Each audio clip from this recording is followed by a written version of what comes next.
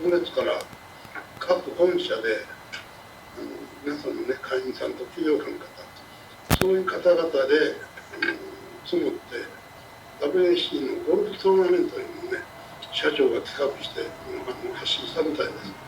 ですから、ゴルフをやる方ですね、ぜひ申し込んでください。各地区でトーナメントやって、各本社から2チームか3チームぐらいですね、本部で招待して、今言ったら夏ですから、多分北海道でしょうね。北海道で決勝戦をやって、まず年内に1回やって、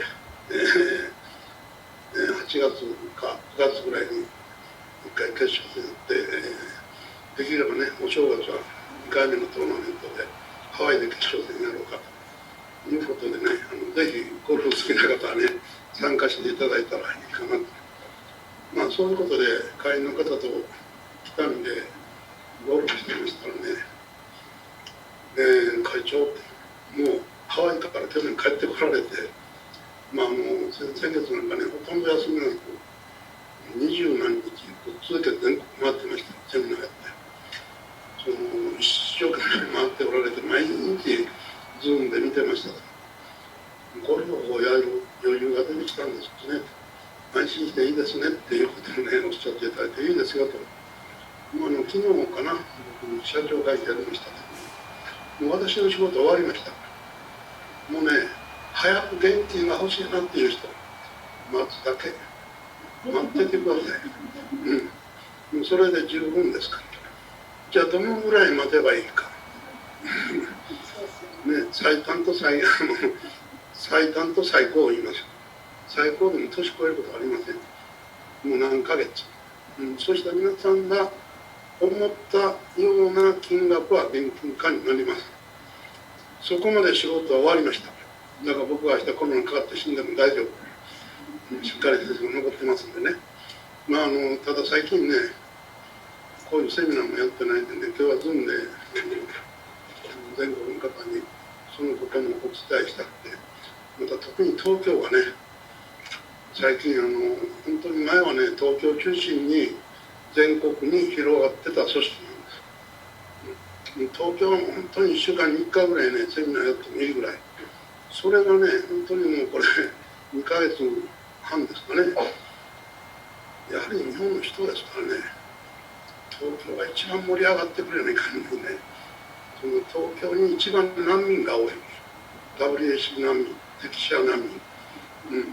どこへ行ったら情報が取れるんやろう。なかなか情報が回ってこないというようなことでね、いっぱいいろんなところで聞くんですよ。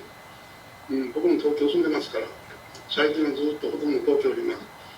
いろんなところでね、本当に喫茶店にとったらね、誰か見た人かなと思って、会長じゃないですか、そうだよ。あなたは会員なんですけど、全然情報が来ないんです。どこ行ったら情報が取れるんでしょうっていうのがね、非常に多い。本当にね、情報は、本当は皆さんが自分からこの LINE でも取りに来ていただいたり、本部は東京にあるわけですからね、どんどん東京の本部に、ね、遊びに来ていただきたい。それでね、いろんな情報を取っていただいてね、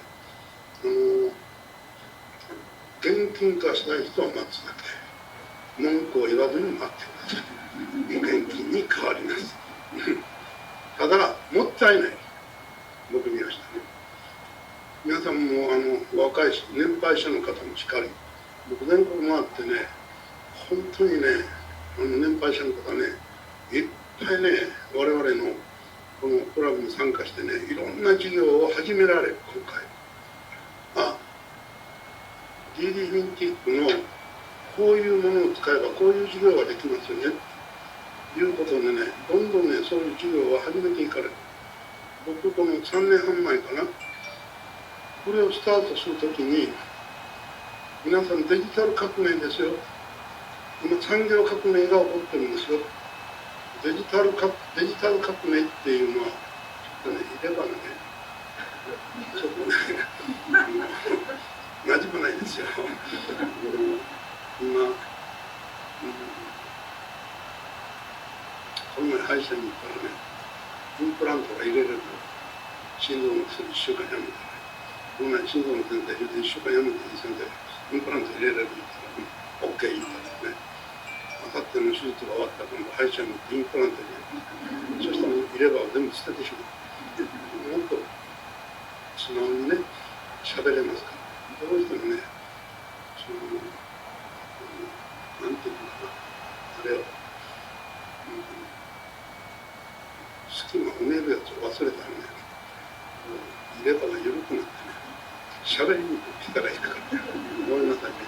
これになれるのに30分ぐらいかかります。だから僕30分ぐらいしか言うと喋る。で、まあ、非常にね、デジタル産業革命だ。もうこれ、地球で最後の産業革命。AI 使ったり、ね、まして 5G になったら、もう 5G から筋ですよ。もうひどいところは 7G を中国なんか一生懸命研究してるんですよ。そこへ持ってきてブロックチェーンが出てきた。もうまさにね、このデジタル産業革命の真っ只中、日本は本当にね、デジタル後進国。やはり大きいね、コンピューターとか、そういうのはやっぱり世界で秀でてますけど、ね、これを現場に移した場合ね、非常に遅れてる。最もね、最たるものがキャッシュレスですね。中国圏の 90% で現金なんて、タクシーなんかなかなか乗せてくれないですよ。現金使う人もいない。韓国は 100% キャッシュレス。タイも 100% キャッシュレスになりましたね。カンボジアが 100% キャッシュレス。日本のキャッシュレスどうですか？ 30% もいってない。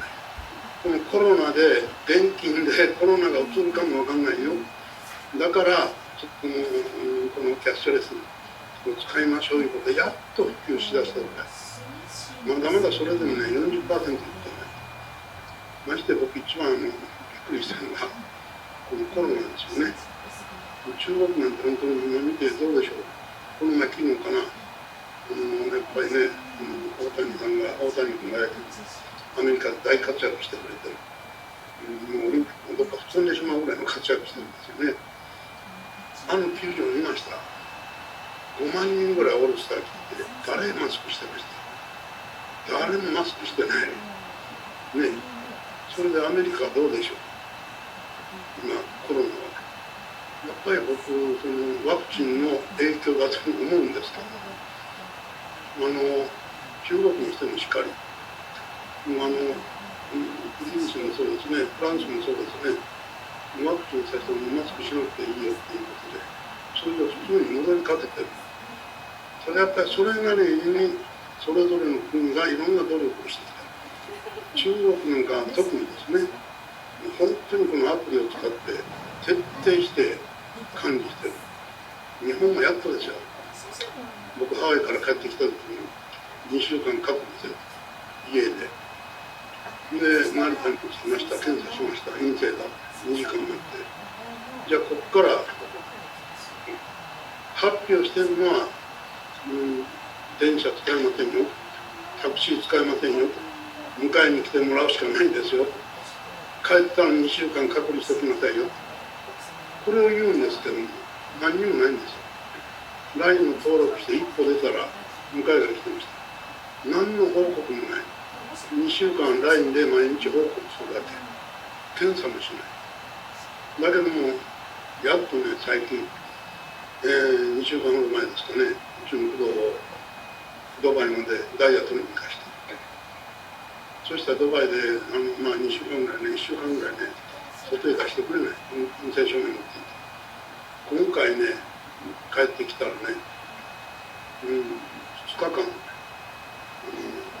成田で強制的にね、隔離されました。3日目にやっと出して、やっと、それでも2日間ですよ。中国なんか今行ってもね、2週間隔離されます。全員。北京に入ろう思ったら、北京以外で2週間。今度は北京に行って、北京で自分のあるところに隔離されて、また1週間でね、3週間ぐらいかかる。それを徹底してるんですよね。そういうところと、なおかつその中国の場合はアプリを使って韓国でもしかり徹底して追っかけてる。日本も接触アプリを作りましたよね。皆さん接触アプリ、ダウンロードしてます？ココアイだ。僕もあれね、帰ってきて、ハワイにおるときダウンロードして、帰ってきたんですけども、去年の12月ですか、びっくりするような発表を厚生労働省がした。ね、半年以上経つんですよ、発表して。日本はまだアップルよりアンドロイドの方が多いですね。携帯でもね、スマートフォン。そのアンドロイドの方が全く作動してなかった。アップルの方は作動してたけども、アンドロイドのココアは全く作動してないということを厚生労働省が発表しました。やはりこれがね、作動してたらね、かかってない人がね、もっとね、いろいろ防ぐこともできたんじゃないかなと。だって、それも一般のユーザーから何回も連絡があって、それでやっと厚生労働省が調べて、使われてない、動いてないというようなことを確認して発表したんですね。あれ見てゾッとしましたよね。ですから、それぐらい、このアプリを作ったところ自体も自分のところで分かんないわけでしょう。それぐらいね、僕は日本は遅れてると思うんですね。おかげさんでね、遅れてるがゆえに我々にはチャンスがあった。そこのチャンスに私の DD フンティックは本当にそれを見逃さなかった。ですから、今日皆さんにお集まりいただいたのは、お金になる、お金を待ってる人は待っとってください。どうぞ。ですけども、我々 WC クラブ、せっかくね、こういう、皆さんのお力でいろんなものを開発してきました。まして今回、NFT も、発表しますね。本来は先月の15日だったんです。先月の15日にアップデートできるようにアップルに申請しました。なぜか、6月の24日に、バイナンスがアジアで初めてプラットフォームに乗った NFT を発表しますよ。これバイナンスの子会社ね。やはりバイナンス言ったらこの仮想通貨の業界、暗号資産の業界ではやはりナンバーワンですから、取引所で。そこよりも早くアジアでうちが真っ先に発表しましょうということでアプリに出したんです。ところが今回初めていうやつね、世界で初めてっていうようなシステムを中に入れました。それでアップルはアップル自体のメインネットを触らない頃にはこれをやることができない。ただしこれは素晴らしいし面白いよねということで、我々のウォレットの中に実はもう一個ウォレットを入れたんです。それは何かって言いますと、メタマスク言いましてね、仮想通貨やってる人はご存知だと思います。まずメタマスク言ったら世界で一番使われてるウォレットがあるんです。これはイーサリアムが出した、これが世界中で一番たくさん使われてるウォレット。なんかな、これそうかな、もちろんこれするのかな、覚えとってくださいね。このマークだけでも狐みたいなマークしてね、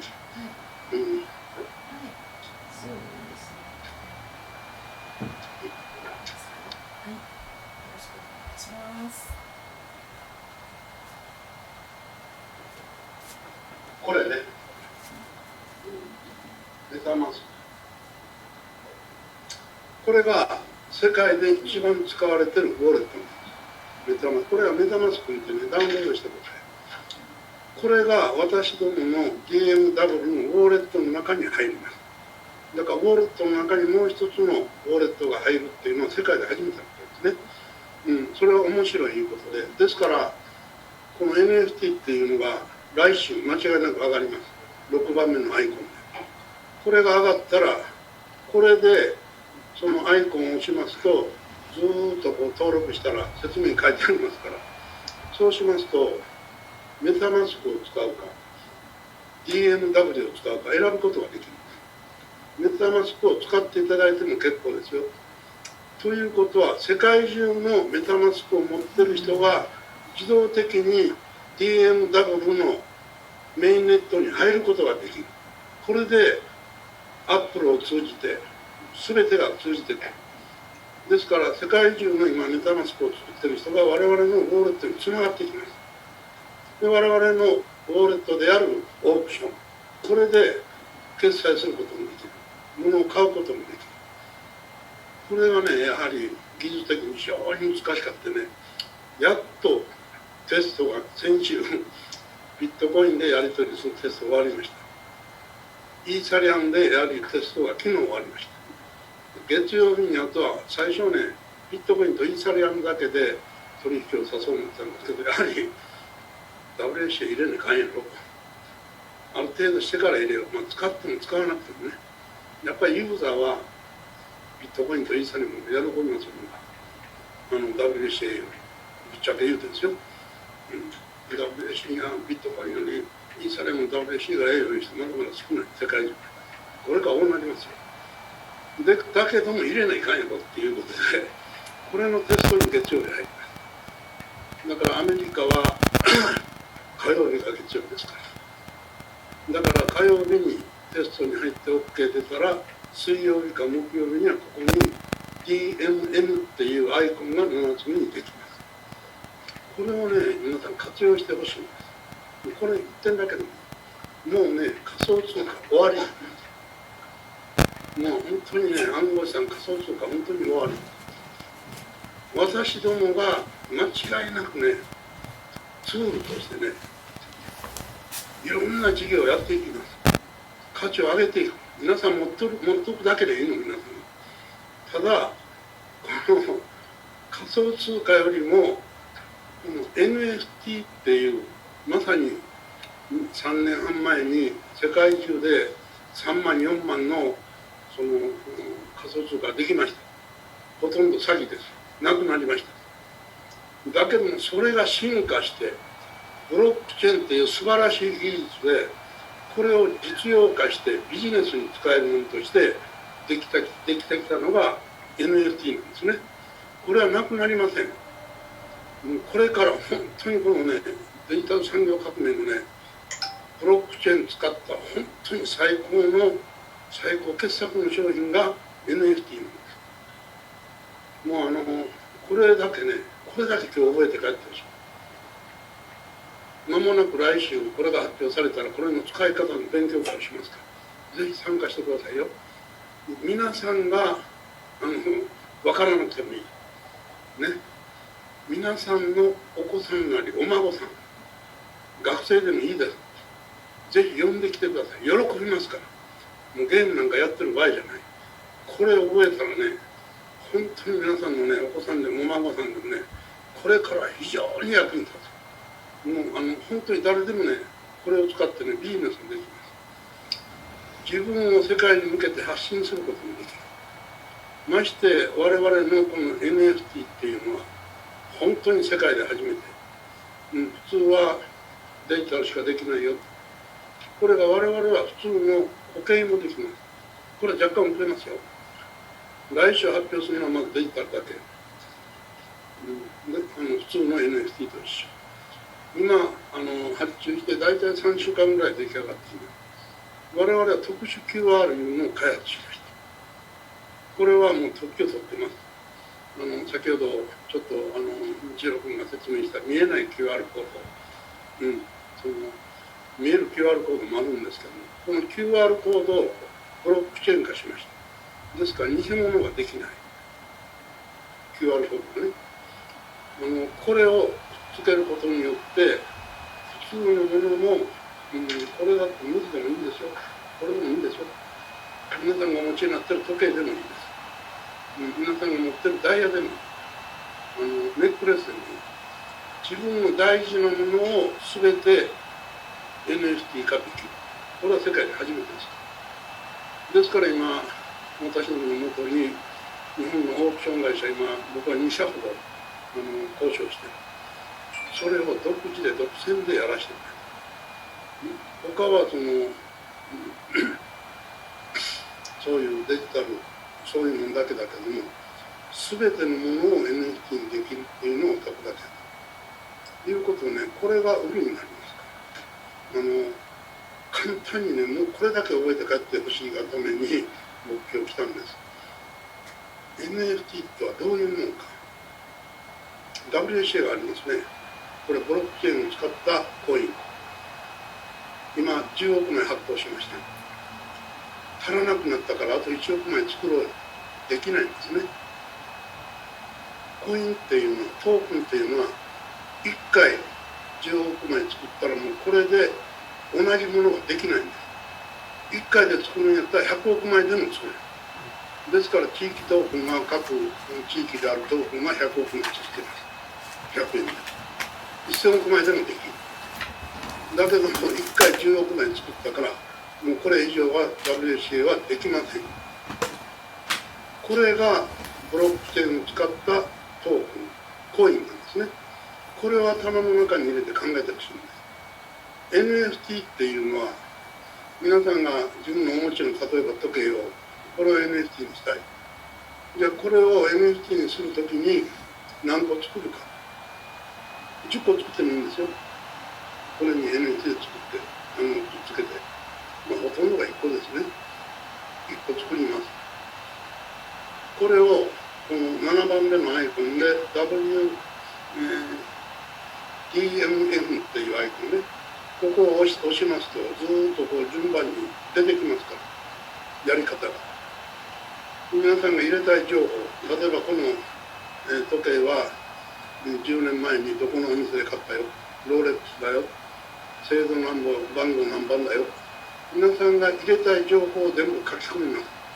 書き込んで最後生成って言いますと、ここでポンとコインができます。WCA と一緒。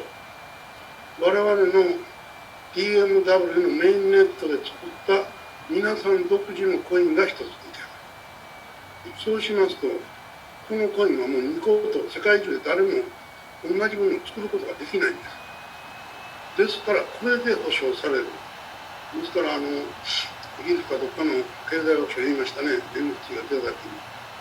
世界で唯一ね、おまかしの効かない、依存のできない保証書だと。自分のものを、保証する。明確にする。これが NFT だよね。素晴らしい。絶対これ偽造できませんから。これで10個作ることもできるんです。皆さんが独自できるんですよ。だから勉強会に出てきたら簡単にできますから。皆さんが自分で10個お宝持ってたら、この10個のお宝を例えばコインにしたい。で、それを取っておきたい。言うんであれば10個作ればいい。これはタダですから。これを僕はタダで提供するためですから、今業界からそう反発を受けてる。やっと IT 業界が仮想通貨で乗り遅れたり、仮想通貨は詐欺コインだ、詐欺だとかいろんなことを言われて、なかなか手が出せない。出してる上場会社もあります。そこへ持ってきて NFT っていうものができた。仮想通貨に変わる。ビジネスができるやつ。今、やっと我々が日本でね、いろいろ作ってるとか、メインネット持ってない。プラットフォーム持ってない。皆さんから募集して金を取って、NFT のプラットフォームを持ってるところに作ってあげる。それで金を取る。もうほとんどはこうです。我々はメインネットを持ってますから、我々のプラットフォームを作り上げました。ですから我々のプラットフォームでオークションができます。ですからメタマスクを引っ張り込んで、メタマスクで、よそで NFT を作って、メタマスクの中で持ってる人は、うちのメインネットでオークションに参加することができる。意味わかりますよね。皆さんが自分の商品を時計でも何でも作りました。そうしますと、これをしまうところがうちは3つあるんです。まず1つはそのままオークションに出します。これを自分のオークションに出したいんです。最低価格100万でお願いします。100万って書いてオークションに出した。そうしたら100万で買いたい人が来たら売れます。これの決済が、まずは皆さんがおのおのの決済。ビットコインでしか売りません。イーサリアムでしか売りません。ビットコイン、イーサリアムどっちでもいいです。WAC でもいいですよ。そしたらすぐ売れますね。だからまず自分でそれを指定することができる。まずビットコインで売ればいいんです。そうしこれがまずできます。もう一つはマッチングサイトができて、自分の商品をここに展示して世界中の人に見てもらう。見てもらってここでチャットができる。これをリースできませんか、レンタルできませんか。レンタルができるサイトができます。これはもうすでにヨーロッパのルイ・ヴィトンとかシャネルとか、シャネルはやってないか、サンローランとか、これはもう始めましたね。自分とこのお洋服を NFT で出して、それを僕が例えばヴィトンのこの洋服を買いました。ここに展示しておきます。レンタルしますよ。1回1万円ですよ、1回5万円ですよということで出してくると、結構ここで借りるんですね。それでこの仮想空間のそのドラマの中で自分の彼女にこの洋服を着せる。そういうことがもうビジネスとして、そういう空間が出来上がっています。これからそういうことがどんどん広がっていく。こういうサイトができます。もう一個は、今の DMW のお財布の中に、一番下に DMF N っていうこのマークがつけてお財布ができます。そこに皆さんがしまう。自分の財産として1個の人は1個ね、自分がその時計をコインにしたらここに1個置いて、あるいはまた次ダイヤをNFT にしたらこう10個作ったら10個置いとけばいい。何個でもできますから。作るのはただ自分で作る。自分が好きな条件を見て、それがね、世界で初めて。このヨーロッパの中でそれがカバーできます。そうしますとどうでしょう皆さんね。僕やっぱしそのなんでタダでね出すか。やっぱし、いい格好じゃないけども、被害者救済から始まった。もう終わりますよ。もう元取った人もおる。皆さん本当にね、間もなくしたら、飛び上がって喜びます。持ち慣れないね。最初の人は150円、200円で買えてるんですよ。この前、そういうの言ったらね、若い女性の方が私70億買うんです。今まで経済したら。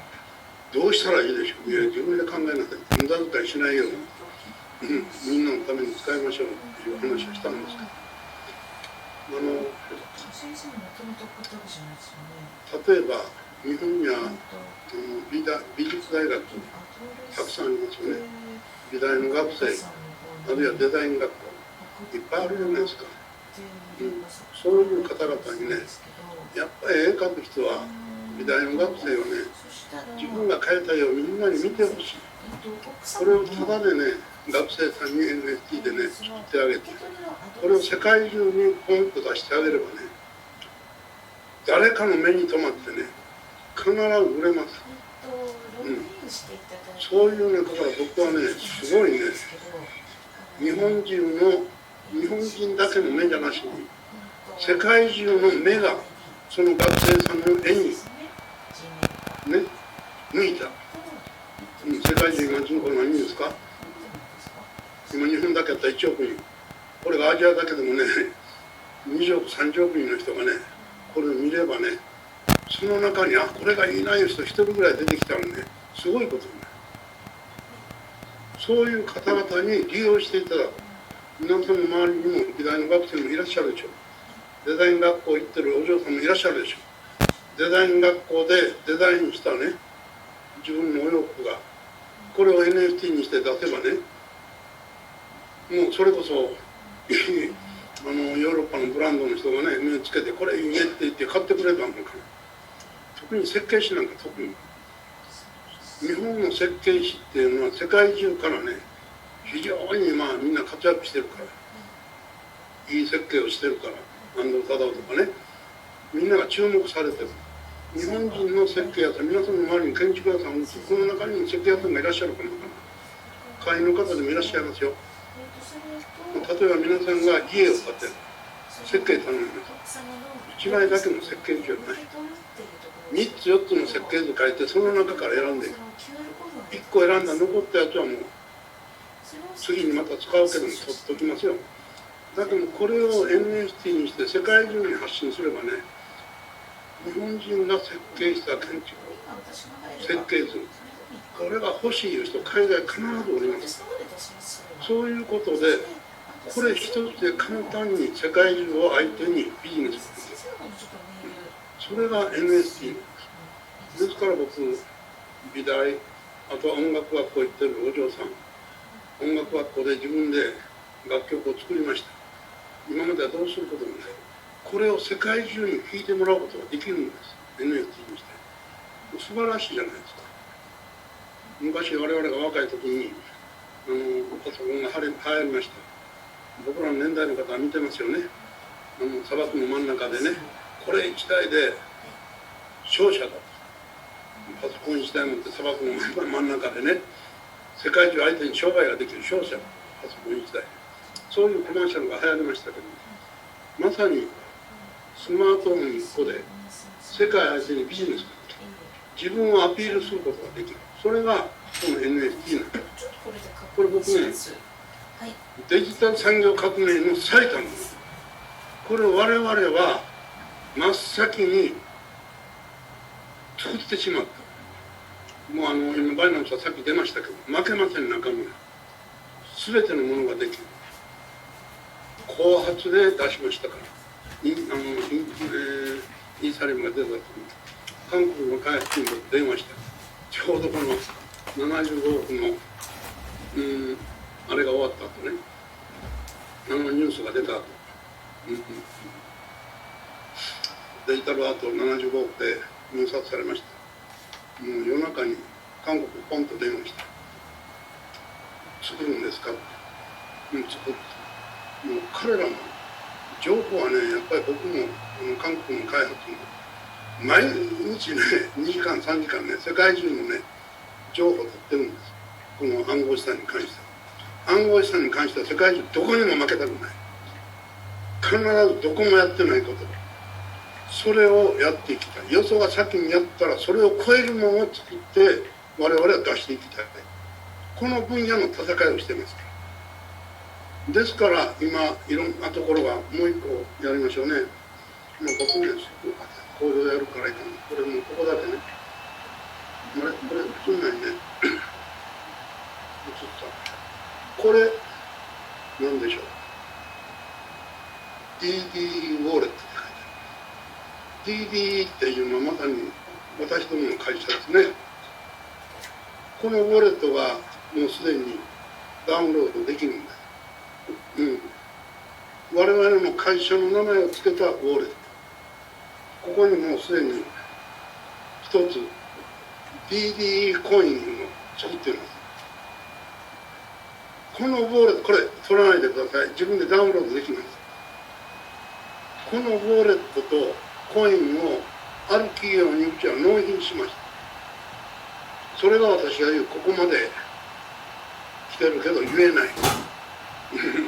やっぱり大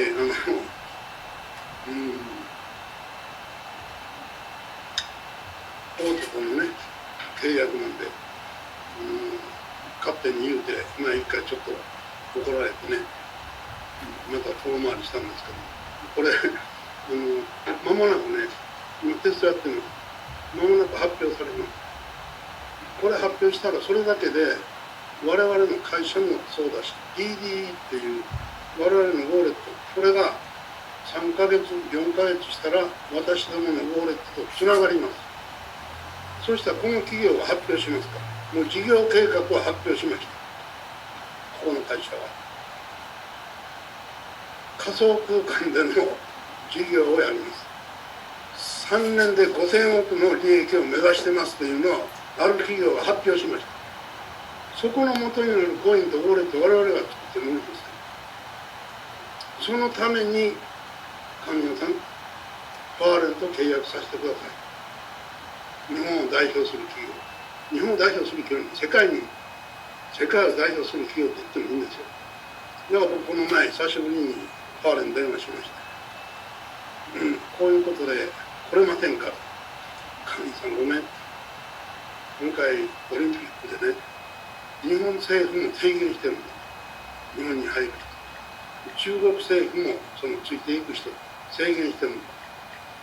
だから非常に厳しいから、パラリンピックは9月5日には、ですから9月9日まで間に合わせて、その間に来るよということでね、ただその間にどうしても契約したいんです。前からお話ししてる日本を代表する企業、世界的な企業ですよともう分かってる。そのクラスの企業とファーレンならテレビ電話で、テレビ会議で神様サインで OK。北京にも支店がある。だからそれはやりますよ。今セットしてます。昨日1回目の会議ありました。まあ来週ぐらい大体結論出てきます。そうしますと、間もなく発表されてる。それだけ跳ね上がります。うちのコイン。これが発表されたらね、もうここでね、本当にね、WHA っていうのね、もう全て適者を卒業できる。やっぱり今までね、いろんなところで適者に足引っ張られるんですよ。いろいろ協力してもらうの話したらね、よくよく調べたあなた方のこの組織は適者の詐欺集団やないかい。違う。詐欺集団じゃなくて詐欺の被害者集団やん。ね。だけども理解してくれない。それぐらいインパクト強かったんですよ。だけどそれもこれも卒業させてくれる。僕自身のキャリアロンダリングもやってくれる。そうしますとね、いろんなところはね、ここと付き合い含めた私とこも言って向こうから来ますよ。ですから皆さんもう少しの進歩。早かったらそれだけでもどんどんお金に変わっていく。僕は2年半前から最終的には企業を引っ張り込みますよっていうお話をしてきた。まさに今どんどん企業を引っ張り込んでいってますよ。もう今回9月に昨日おとといかな、3日前に時間があったんで松本行ってきました。田中君にまた顔ちょっとは出てきたけどね、またちょっとしたくなります。本当は趣味とってもらおうと言ったんやけど、彼女夏やからゴルフしたんだけど、ゴルフしだしたんやろ。そしてまたいっぱい趣味出てくるから、夏終わってからきれいにしようと言ってね、10月頃行ったらきれいになります。どんどん若返る。まあこの飯塚田中もね、東京の本社の方、ちょっとなんとかスペースが空けれそうなんでね、ここにも早く出さと思ってますから、特に東京の皆さんはね、第一号でお台場の事務所出すんでね、これだけでもいい。僕はやってるインフルエンサーで顔ちっちゃくなってますからね。お腹の脂肪もこの二の腕の脂肪もこれだけで痛くないともうコインできるようにしますからね。それだけでもね、本当に皆さん来てね、もう男も女も関係ない。もう男でもやっぱり若くなっておしゃれしましょうよ。やっぱ楽しい。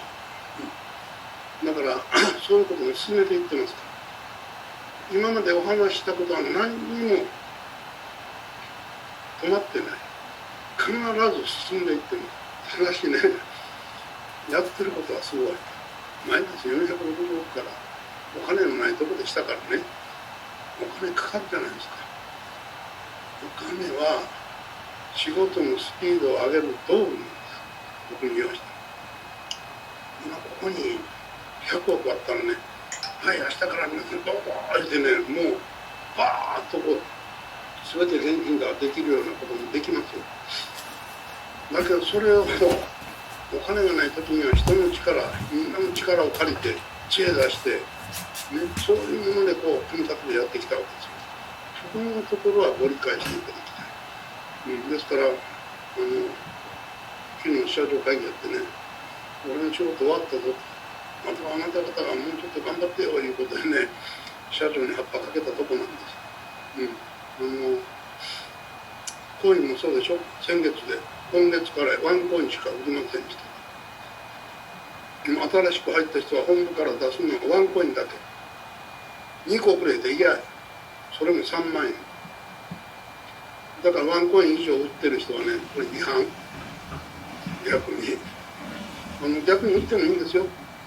2コイン欲しい、3コイン欲しい、4コイン欲しいいう人は、ワンコインが本部から3万円で売ってあげるから。皆さんがお持ちの人を、お持ちのコインを売ってあげてください。3万円で売る必要ない。今15万ついてんだから、別に5万円でも4万円でも喜んでもらえるんですよ。まもなく現金に変わる。なおかつもっと上がる。こんなね、話もないですから。今は本当に皆さんに設けていただくビッグチャンス。こういうセミナーに来ていただいて、ね、もうちょっと東京ね、頻繁にセミナーやったらいい。これだけの人がいらっしゃる。このコロナの中でね、これだけの人が集まってこられる。本当にね、もうちょっとね、東京で1週間に1回でも2週間に1回でもね、皆さんのためのセミナーをね、新しい人連れてきていただく。聞いた。ワンコイン欲しい。もっと欲しい。ワンコインだけしか売らないよ。3万円で。それ以上、あとは皆さんがいくらで買う ?4 万円、5万円、6万円。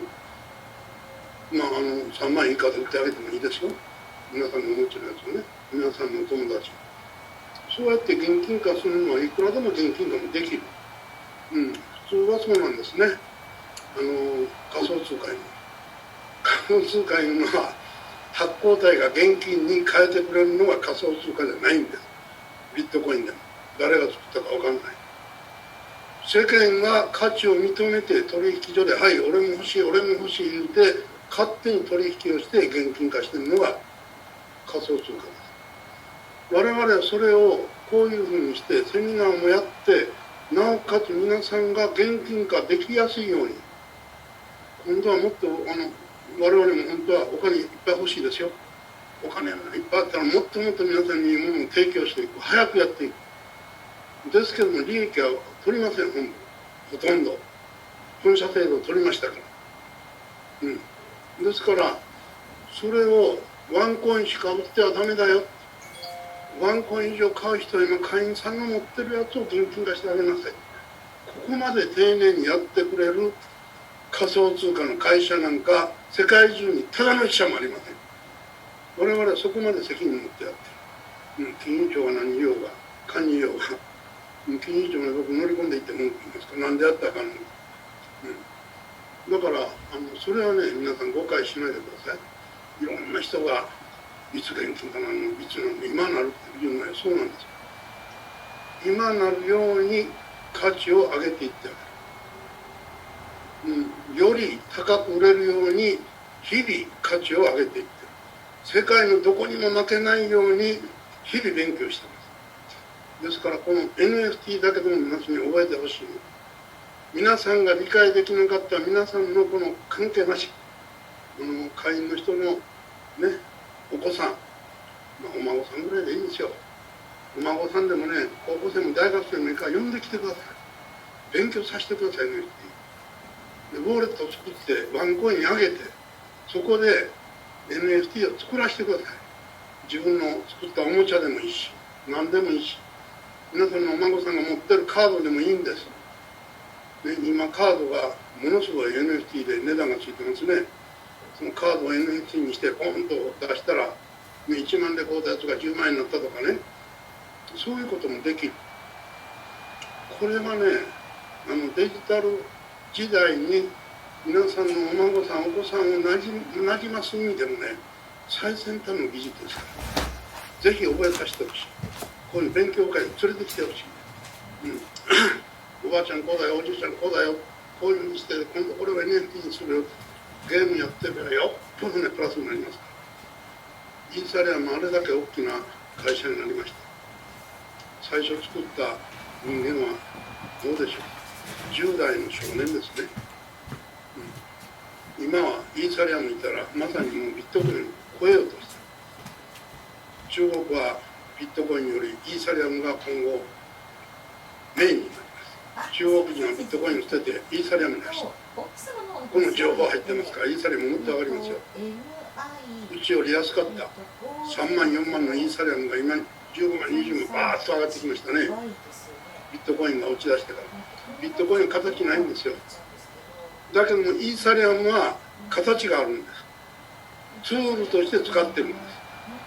自分のところで ERC721、ERC20、そういう自分のところのメインネットをいろんなところに提供して、それでガス代を取って世界中の人にイーサリアムを利用しています。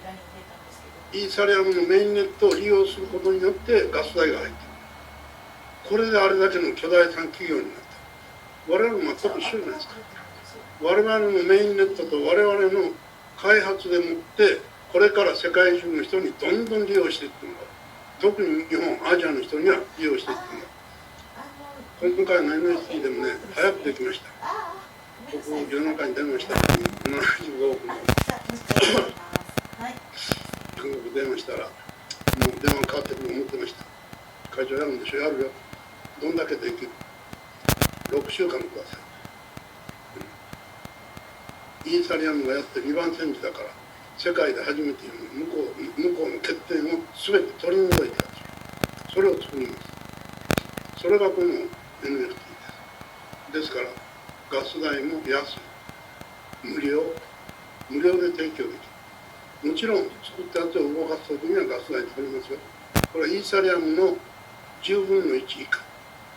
料金。利用しやすい。それと、そのデジタルだけじゃなしに普通のものもできますよいうのをここを続けた。なぜこんなことができるか。やっぱり韓国っていうのは非常に進んでるんですね。我々が韓国に開発を置いてる。我々の開発をやってる人間はみんな韓国の4世大学の出身なんです。韓国は、ソウル大学、高麗かな、高麗大学、4世大学で、これが日本でいう東大、京大、阪大、この3つの大学と一緒。その中でこの4世大学が非常にこの IT 関係進んでる。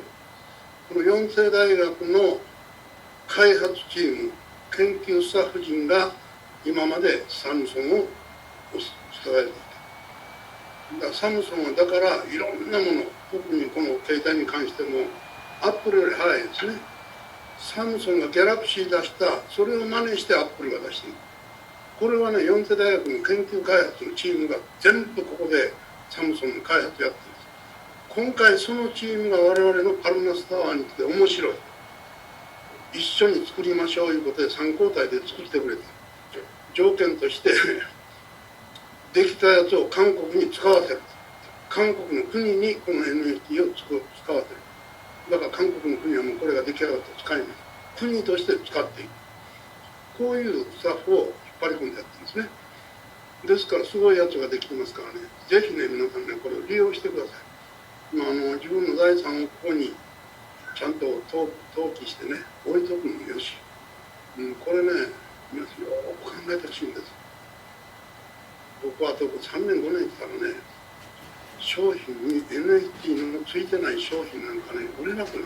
買う人いなくなると思うんですよ。時計でもいいですよ。例えば困ったらバッグでもさ、困ったらやっぱり質屋持って行ってお金に変えたりするじゃないですか。じゃあ質屋さんがさ、あなたこれ NFT ついてんのね、NFT ついておけば盗品でない。本当に身分証明見たら自分のもんだ。どこでも買ったもんだ。偽物でもないことが証明できるわけです。僕はそういう時代だ。そしたらね、盗む人はなくなる。人のもの盗んでも自分で使う以外なくなる。売れなくなるから。もうそういうことも僕は起こってくるとね、まさにそうならない嘘ですよ。これがこの NFT、このブロックチェーン技術、改ざんできない。これね、うちのやつはこのお洋服のタグにもつけれるんですよ。QR コード。この QR コードも ERC721 で改ざんできない。QR コード、例えばこのお洋服のこの後ろのタグがありますね。ここにね、パッと QR コードをつけとけば、偽物か本物か分かる。これを外すことできませんから。そういうものを開発してる。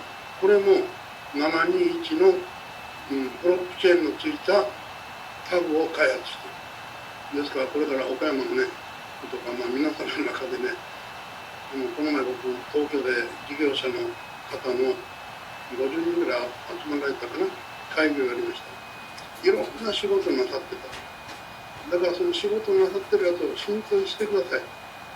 今日出席された方にまずできたらうちはタダで差し上げます。タダでつけてあげますから一回試してみてください。それでよかったら自分のビジネスに取り入れてください。よそとのね差が出てくる。今面白いことも考えてますからね。例えば東京で今いろんなマンション、面白いこと流行ってますよね。ここのマンション入ったらこのスーパーカーを乗れますよと。フェラリーとかポルシェとかそういうスーパーカーが5台ぐらいあって、月のうちに4日間とか5日間マンションの家賃によってね、車を買わない。例えば、このマンション入ってる人だったらいつといつといつ使おう言ったらもうその車乗れるわけですよ。そしたら自分の車を持つよりもそこのマンション入ってそこのマンションについてるスーパーカー乗った方がいいじゃないですか。こういうマンションが今どんどんできてきてる。非常に人気あるんです。例えば車のシェアをカーシェアやるのにこの車1台1000万だ。1000万で買ったやつをこれを NFT でじゃあ10人で買う。10個の NFT つきます。1人100万。1人100万でこの NFT を買ってあげる。配る。10人の方がこれを電子キーに変えます。この NFT を持ってることによってピッて当てたらキーに鍵になる。そしたら10人の人間でシェアして空いてる時には今空いてるよっていう通知がある。そしたらその NFT 持った人がその車に行ってピッてやってその車は自分が使える。こういう使い方もできます。このシステムももうすでに今うちは組んでる。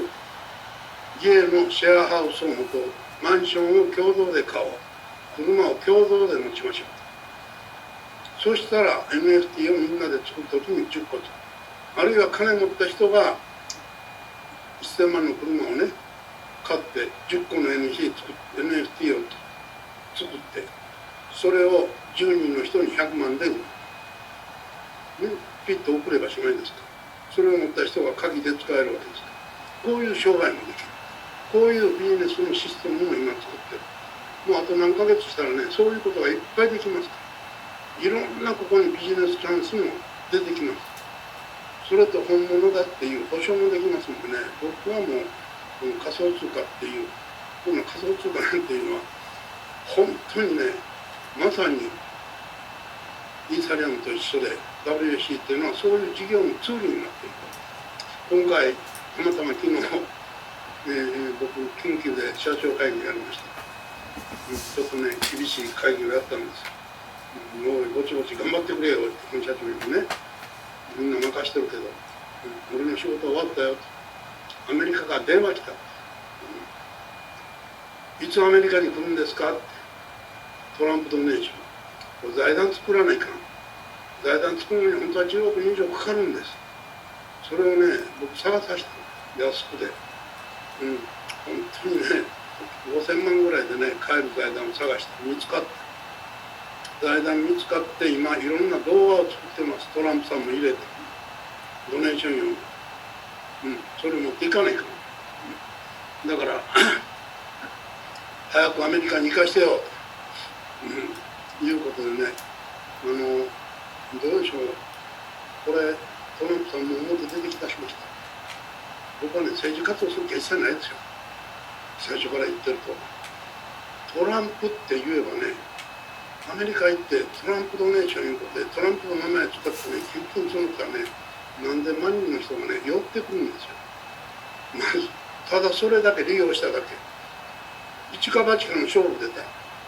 2000万人のうちの DMW のホルダーが欲しかった。 DMW のウォレットを使う。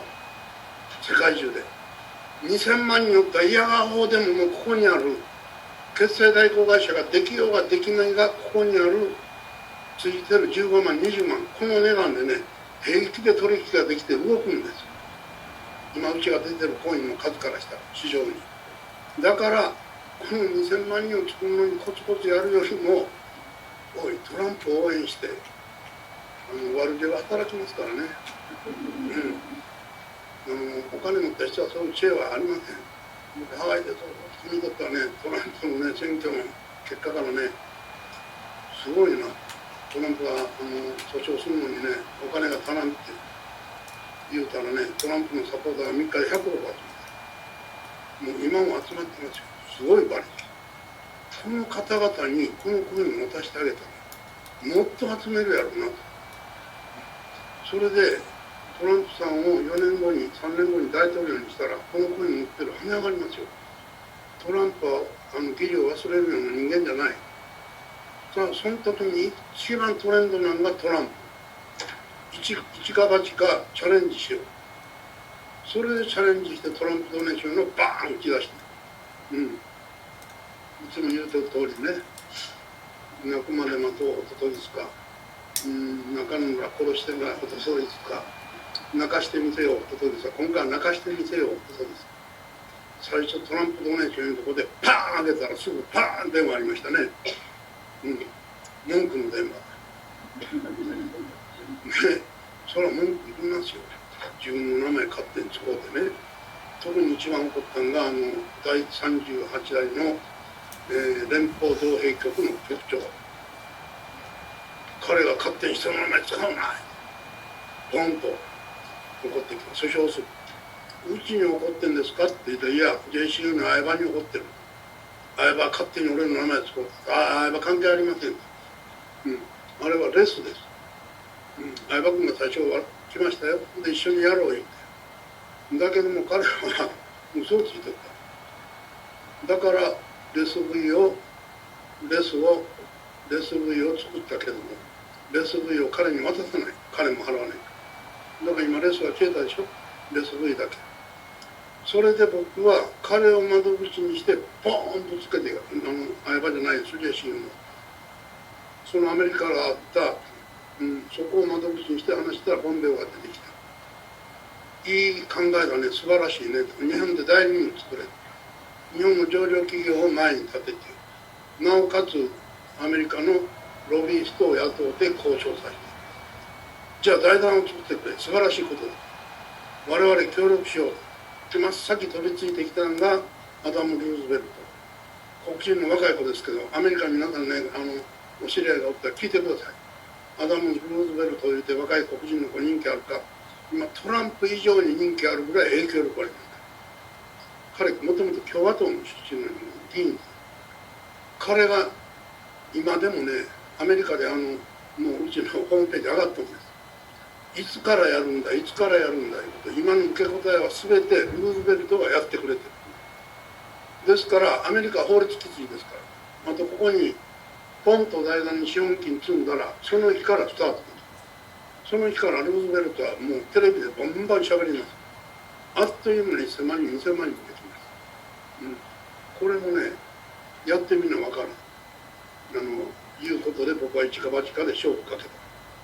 悪知恵働かして。そうしたら泣いてきたんですね。泣き方もいい泣き方ありますね。悪かろうが良かろうが泣いてくれたらこっちの文句言うてきたらね、興味あるんやから。文句言うてきたやつを納得させたらこっちも納得しました。今協力的。ですからこれ始めた皆さんすごい面白い。アメリカで今 WCA に関してペロンが行って一生懸命やってますから、非常にカルチャーショックになってますね。アメリカ人の仮想通貨に対しての考え方っていうのは 4人に1人がみんな何らかの仮想通貨を持ってる。自分の資産形成の中に入れてる、通貨危機に対して。それをうちの WAC に持っていったらダイエット交換できるの、仮想通貨いうのは株と一緒で持ってたら値段が上がるんやって、こういう認識しかない。アメリカ人ダイヤと買えるの？カードにチャージして使えるの？もうこれだけでびっくりして、早く欲しい。だけどもアメリカは仮想通貨に対しては非常に厳しいんです、法律が各州ごとに。ですからペルーが今大学行ってる。もう一回ロースクール行ってる。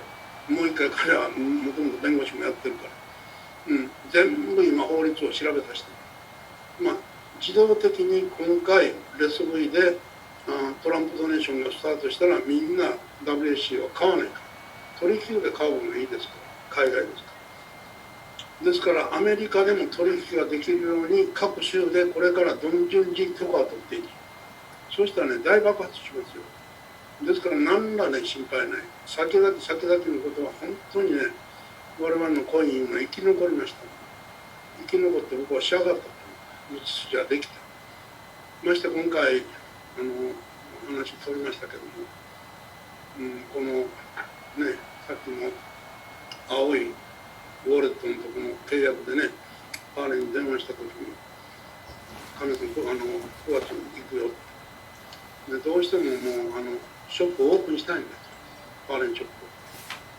プを9月の9日にオープンしたいんです横田さんいいですよ今から商品をじゃあピックアップする神さんもうワンコインショップをやめとこう本格的にパーレンのショップを出すなんでですかできれば各県に1個出したいこれはもう商務としての戦略で総裁に話したら神谷君がやってるんだからとにかく各県に1個出せとパーレンは今まで一切海外に出なかっただけども今回神谷君やってるんなら俺も日本に行こうと多分ね9月の半ばにね総裁2回目日本に来られるとこの人はね死ぬまで総裁やるんです辞めたんやけど辞めさせてくれない、僕もファミリーの一員ですけど、ね、非常にねいい方ですよもう結構年です昔の人はどうでしょうね理工士だったかな日清戦争の全権大臣当時のそこのお孫さんなんですねいまだにそのファミリーを持っていらっしゃる僕は日本を呼んだのは初めてなんですそしたら経産省来るわ大使来るわ日経新聞が1月1日の特集を組ましてくれてねそれぐらいやっぱしね大物っていうかね非常にいい方なんですよ僕はね日本に来る時に余談になりますけどある大臣元大臣を中国に連れて行って一緒に話してビダともにね中国の大使館に電話したらいやパーレンの総裁が日本に来るとすぐ出すって目の前で何時間でビダ出してくれてで一緒に行くから元大臣なんか僕ファーストクラス取ってあげたらね飛行機に乗る時間になっても総裁が来ないんですよ空港行って一緒やっておかしいな思ったらパッと来たほんで中へ入ったらねチケット変えてきてるんですエコノミー、それは日本の大臣もびっくりしましたびっくりしてね神谷君なんとかしてなんてって総裁なんだよって人さんのお金で招待を受けていくのにね贅沢する必要があるいやこれくらいお願いしますファーレンの総裁やから自分でファーレンのようにで自分で行くんだったら飛行機ね一機貸し切りでるってだけども人のお世話にならないからそんな贅沢なんかせんでたったこれだけの距離でねそういう方非常に真面目な方だからファーレンに中国の人が口座を作りたいと言ってもなかなかできません一切汚職しない、お金ももらわないだから貧乏もしてる非常に高貴な方ですから僕は中国におる時には中国の企業が僕とこに頼みに来ますねファーレンに口座開いてはねと僕は紹介して口座開いてはねそれぐらいファーレンに口座開くの難しいんですねそこはやはり今後まず日本でテスト的に神谷君やらせてくれ日本でこれが成功したらファーレンはこれから一帯一路の国々に打って出る、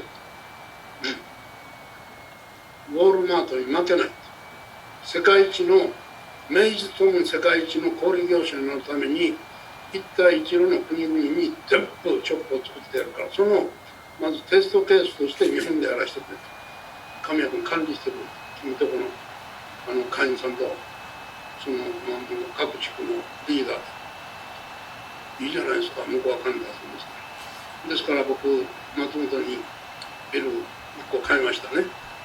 この前行ってきました。もう内装、だいぶデザインが20日もう一回って決まります。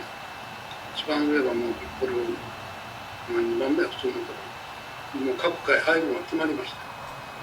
ファーレンの事務所もここに今作ってますけども、金さん、新宿に1個事務所を買うから探してこいになってね、今新宿で事務所を探してます。松本もいいけど、新宿から松本電車乗ったらすぐ行けるから、実の舞台は松本でいいけど、やっぱし住所は、日本の本社の住所は新宿がいいから、一生懸命新宿で探してます。だから新宿にファーレンの事務所が今度できます。で、向こうにはね、ここ言うていいかな、中国の農業関係の、日本でいう農協、この偉いさん、プラス農業銀行が入ってます。中国はね、いっぱい銀行あるんですよ。交通銀行、建設銀行、交渉、なんかな、長商銀行、いっぱい中国銀行。だけど一番大きい農業銀行ですから、中国は。ここが入ります。日本の農業に中国はこれからいろいろ商品も仕入れていく。その基地にですね、神谷さん、農業銀行連れてくる意味わかる。僕はこの前、ファーレンに話したときに、決済代行会社が欲しいんです。ここまで仕上げました。言うたときに、どういうことっていうことでね、やっぱし、決済代行会社っていうのがお話してる通り、端末機が一番大事ですよね。ペーパーってもやっぱりこういう皆さんお店やってたらカードをこう切るやつも端末機置くじゃないですか。これリースなんか無料で置くのか、カードを入れて暗証番号を押さないか。この端末機が必要になってくるんですね。ですから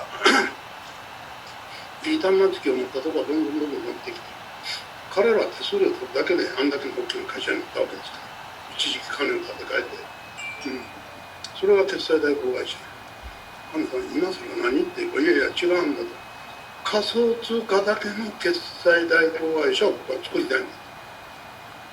仮想通貨がビットコインにしろ、イーサリアムにしろ、リップルにしろ、これだけ信用を得ながら流通してないんだと。僕は今さん流通さすためにこのコインを作ったんだよ。世界で初めて流通させてみせます。そのためにうちのウォレットは特許を取ったんです。ビジネス特許。うちのウォレットを使えば 0.1 秒で決済できるから。今テスラが使ってビットコイン使って5分も10分もかかる。こんなもん決済代行になりません。このウォレットをうちは開放します。世界に仮想通貨のために。まずビットコインとイーサリアムとリップル、この3つだけ使える決済代行会社でいいです。そうしたらどうぞ。これみんなそれぞれ手数料入りますよ。ビットコインでイーサリアムでリップで手数料もらえばいいんです。そうしたら加盟店いちいち一軒一軒回って機械置いて回る必要ないですよね。これでダウンロードすればいいんです。端末があればそれでうちのポスをダウンロードします。ポスをもっと簡素化する。で銀行とつなぐ。だけども15日目の末とか言わないで即座に現金に変えたい人はここで即座にビットコインをピッと送ったら現金が入る。このつなぎ、これは簡単なんです。このシステムうちでできてます。それをそういう会社ないですか。中国ではできないけど海外ではできるね。じゃあ日本に行ってカメラまとめて作ろうね。リュウタンが今僕はそこの銀行と思いますよ。今度連れてくるから。それやったらね、中国のお店みんな加盟店になるよ。なんでですか。ビットコインが欲しいから。イーサリアムもリップルも欲しいから。これ仮想通貨で三大仮想通貨じゃないです。世界中のお店がみんななるよねって何もリスクはない。いつでもお金になるようなね、そういう価値のある仮想通貨だって3つだけなら喜んでやるよねということで OK もらった。ですからこれを9月にファーレンさん来たら、僕銀行さん来たらスタートします。世界に向けて。そしたら神さんなんで WAC 入ってないの。おっしゃるから、ここがましい。うちのコインはビットコインインサリアムを立派に肩並べるようなそんな立派なコインにはまだなってないです。これで儲けたやつで独自で作りますとかそんなこと言わず最初から入れようよ。これは想定内ですからね。やっぱ遠慮したからね、だからうちも入ることになりました。これを僕は年内中に仕上げる。そうしたら無条件でお金にか決済代行会社には儲けていただく。なおかつそれ以前にもう今月の末か来月の初めにはね、各本社長が頑張って僕アメリカに行かせてくれと思う。トランプドネーションスタートしたら。トランプドネーションスタートしたらね、決済代行会社必要ないんですよ。でもここの値段で変わる。だから僕ワンコインだけね、ワンコイン3万円で売ります。その日にここで15万、20万で変わる。そしたら誰でも欲しい。だけど今本部に残ってる半分ぐらいのコインをね、これも皆さんと一緒に作ったんだから、各支社にこう分けてあげる。東京で例えば5万人できたから言って、1年そこらでなくなる数じゃないですよ。みんなワンコインずつやっても10年ぐらい皆さんにお配りできる。で皆さんでもワンコイン買うて、これが20万、30万ですぐその日に変わるんだったら誰でも買えますよね。これが究極の僕のこの WCA の仕上げ。それはもうここまで来て全部全て仕込んで終わりました。導火線に火をつけました。ね。あとはこれがどれがいつどう爆発していくか。それだけのこと。間もなく一発目が爆発しますよ。ただこれもね、本当にね、僕いつも言ってる通り、お金があれば早く爆発ですからね。火薬をもっとバンバンバンバン入れて、もう1ヶ月かかるやつをね、5日間で爆発させる。それぐらいのデートはできるんですけども、まあ、心配することはないです。じっくりと言うたらね、語弊がありますけど、待ってください。先ほど言いました。あそこも間もなく発表されると思います。ここ発表してね、こことね、うちの終わりとつながったらね、皆さん本当に喜ぶ。だから今ね、OTC サイトでむちゃくちゃ安くね、コイン売ってビットコイン稼いでる人ももったいないよっていう。自分で自分の首を絞めて、一生懸命価値を上げていってるのにね、もったいない。せっかく手に入れたの。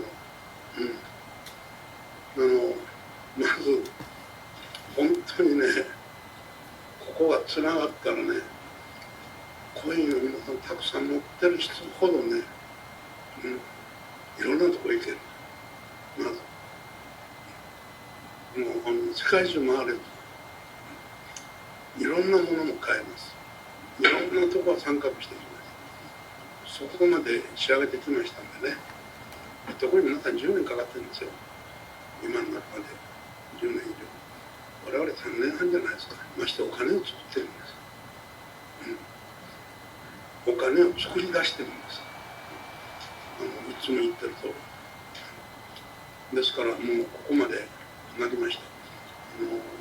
どうかね、皆さんが本当にこの WCA というものに誇りを持ってほしい。ワンコインワンコインを大事にしてほしい。そしたら必ず本当にね、幸せになっていただく。皆さんの周りでも一緒。我々は今月の末から来月は初めてね、WAC クラブ一般社団法人、今まで休眠してましたけども、新しく再出発します。新橋を理事長にして、ここに今いろんなね、顧問をね、お願いに行った。そしたらね、結構もう今ね、認めていただいてね、この前東京の事業家説明会に来たエコノミストのね、田代先生、一つ足出てね、週刊エコノミストの本出してやってる。先生も顧問に入っていただくことになりました。私も顧問にやらしてて、こんなすごいクラブはないって。もう彼はもう典型的な中国通でね、よく知っていらっしゃる。もう今、これなるかならんか分からんけども、まさに東京オリンピックが始まろうとしてますけどね、森さんの代わりに代表になるよう言うとった人にね、一応投げかけて、検討はしていただいて、やっていただけるかどうかわからない。川淵さん。そういう方々にも声かけてます。ぜひね、名誉顧問でもね、なっていただけたら、あとは官僚上がり、そういった方々を今集めてね、本当の総仕上げに入って、WAC、一般社団法人 WAC クラブとしてね、皆様にいろんなものを提供していく。皆さんと共に各地域に貢献をやっていく。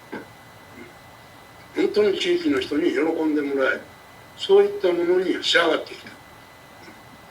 今、いっぱい東京も難民がたくさんおります。辞めていった幹部もたくさんおる。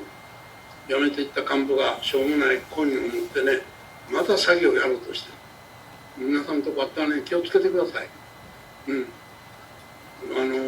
部で辞めた人間ほどね、いろんなコイン使って、会員さんにね、やって、これは僕一番頭くるんです。敵視者からの幹部ね。悪口は言いたくないですよ。やればいいんです。やればいいんだけど、ここにおったね、自分がおったところのね、元敵視者の会員さんをね、騙したらあかん。二度も三度も。そこにちょっかい出したらあかん。惑わしたらあかん。口はうまいですから。ねえ、みんなから金集めてね、出させたような連中やから口はうまい。それをうまいこと言うてね、お金をね、1万円も出させたらあかん。僕はそれが一番頭。そういう方がたくさんいらっしゃるんでね、本当に気をつけてほしいんです。本部に電話ください。こういうのがありました。いろんなコイン今やってますよ。前の理事長の池田とかね、岩崎とかね、その前の敵者の幹部の清家とか、なんかそういう僕は知らないんですけど、そういったもともとの幹部の連中がね、またこのコロナの苦しさ紛れにね、新しいコインを見つけてね、WC 終わりや、だからこっちでどうやこうや言うてね、バカなこと言うてね、じゃあ何をやってるか言うんです。だからそういうのに本当にね、気をつけてほしい。もったいないからね、大事にしてほしいんです。僕はやっぱり一番詳しいのはそこですね。今回ってたらね、ここ敵者の方が何人いらっしゃるか分かりません。今日は敵者の社長の僕は和也君を呼んでるけど、彼いまだにまだ残った債権者のね、今でもいいんだ。今なって分かって借用書を変えてくださいっていう方が来られる。まだあと5、6条残ってます。変えてない人。それを僕は今一生懸命、これがゼロになるまで、これは活動は続ける。お金今日から変わったように100人よったら100人買いに来られますよ。その情報を伝えてあげたい。皆さんが伝えてください。伝えてあげて、そのためにスタートしたのがこの WCA ですから。これは最後までやり遂げたい。ですから、敵者でもう今、お金に変わりだしたようだね、借用書持った人はみんな来ますよ。敵者なんて金ないんですから。ここで買えるしかないんやから。だから、そういう方にはぜひね、声かけていただきたいと、これも最後まで受け入れます。ゼロになるまで続けたい。これは僕の真意。これがなかったら僕、これスタートしてないです。他のことやってるんです。ですから、そこはね、皆さんも協力もしていただきたい。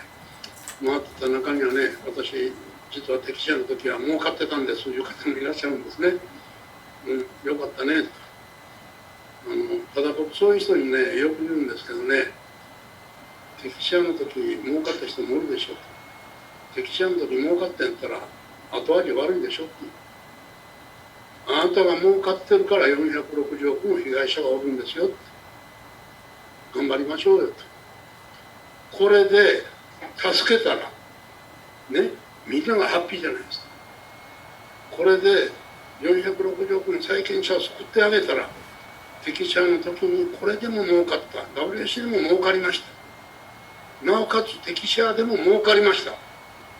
このチャンスは誰がくれた？歌を歌っていろいろやってた金融人間がくれた。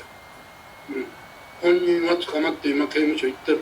これを撤回を償えばいい。だけどもチャンスはくれた。きっかけはくれた。これが仕上がることによって全てがハッピーなの。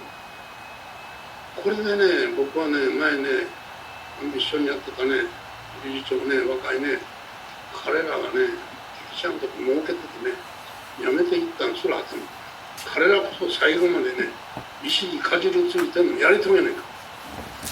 それどころやめてね、今また違うコイン持ってきて、その会員さんにね、そのコインを売ってる。こんなひどいなことがね、許せません。僕はやっぱし、本当にひどいだと思いますね。ぜひ皆さんね、周りの人ね、声かけて、そういうプロップ長やってた名古屋の水野かな、ああいう連中とか悪口言いながらね、違うコイン、違うことを進めてる。そういうのがあったらね、ぜひ声かけてね、やめさせてほしい。儲かるわけがありません。はっきり言いました。もう仮想通貨はもう終わりました。正直。全て終わった。もう仮想通貨の時代じゃないんです。ちょっとニュースを見てください。全て NFT なんです。もう仮想通貨で上がった下がったの時代じゃない。本当に NFT っていうブロックチェーンを本当にビジネス化して商業化して、これで革命が起こってしまう。世の中が変わってしまう。我々の生活も変わってしまう。そういう技術になって世界中に認められた。これがブロックチェーンの技術。ブロックチェーンを代表するのは暗号資産でも何でもない。ビットコインでもないんです。この NFT なんですよ。これが本当にこれから皆さんの生活にも密着してる。ビジネスにも密着してる。それを僕は皆さんを通じて皆さんの周りの人で無料で提供し、どこよりも早く日本でこれを普及させていきたい。皆さんと一緒に。そしたら本当に喜んでいただきたい。そうすることが我々のこの WAC のツールとして価値を上げることになる。ぜひね、皆さんもうまく利用してほしい。だから僕は待つだけの人は待ってください。現金化間違いなくします。なります。いっぱい仕掛けてあります。そのうちに爆発していきますから。また爆発したらもうこうやってなかなかセミナーやる機会は少なくなりますけども、月に何ヶ月に1回かはね、東京は東京で今度は一般社団法人 WAC クラブとしてね、皆さんとの交流会、あるいは新しいものがあったらまた勉強会、そういうものをしながらね、皆さんともその仲間の輪を広げていけたら、これが全国、あるいは今度アメリカも、いろんな国にできていきます。そういうね、ワールドフレンドシップですから、世界中にできていく。そういうとことのつながりでね、大きな仲間の輪が広がっていったらね、いいんじゃないかな。本当に弱い人、僕いつも言ってる人、弱者のプラスになるように、弱者の人を我々は助けていきたい。そういう人は勝手に生きていきます。僕は我々のワールドフレンドシップ、WAC クラブっていうのはそういう一人ではできないことをみんなで力を合わせてやっていく、みんなで幸せになっていく、それが私は WAC クラブの一番のモットーにしてほしいな、そういうふうに思います。本当にね、期待してください。僕から言うのもなんですけど、ワクワクしてください。楽しみに待っててください。それと間もなく新しい世の中変わります。我々が変えていきます。NFT が来週にはアップされます。これの勉強会近々やりますから、ぜひ参加してください。皆さんが分からなければ皆さんのお子さんと必ず喜んでくれます。お役に立てると思います。以上です。ありがとうございました。